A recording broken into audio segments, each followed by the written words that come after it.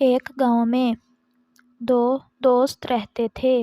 ان میں سے ایک کا نام احمد تھا اور دوسرے کا نام شہریار تھا۔ دونوں اچھی زندگی بسر کر رہے تھے، لیکن شہریار امیر تھا۔ اس کے پاس 12 مرغیاں تھیں جو سونے کا انڈا دیتی تھیں۔ احمد کو شہریار کی امیری پر بہت حسد تھا۔ ایک دن احمد نے سوچا کہ کسی طرح شہریار کی مرغیوں کو چرا لیا جائے تاکہ ایک دن وہ بھی اپنے دوست شہریار کی طرح امیر ہو جائے۔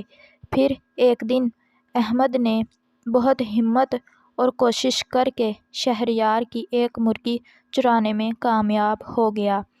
اگلے دن جب شہریار نے اپنی ایک مرغی غائب دیکھی تو بہت پریشان ہوا۔ اس نے اپنے ارد گرد کے لوگوں سے معلوم کیا، مگر کسی کو بھی پتہ نہ تھا کہ شہریار کی مرغی کس نے چرائی ہے۔ اگلے روز شہریار کی ایک مرغی پھر غائب تھی۔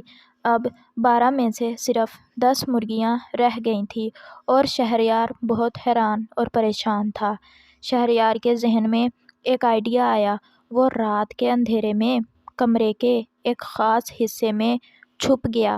اس نے دیکھا کہ اس کا دوست احمد ہی شہریار کی مرغیاں چرانے آتا ہے۔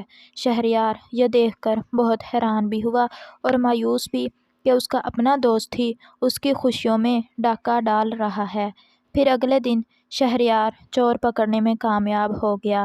اس نے احمد کو پولیس کے حوالے کر دیا اور پولیس نے سزا کے طور پر اس کا ایک ہاتھ کاٹ دیا۔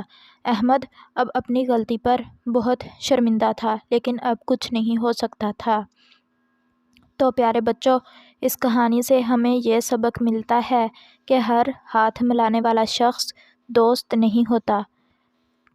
اگر ہماری ویڈیو اچھی لگی ہو تو اسے لائک کریں، شیئر کریں، اور اگر چینل پر نیو ہیں تو چینل کو سبسکرائب کریں اور بیل آئیکن کو بھی ضرور دبائیں تاکہ ہماری ہر نئی آنے والی ویڈیو کا نوٹیفیکیشن آپ کو بر وقت مل سکے۔ شکریہ۔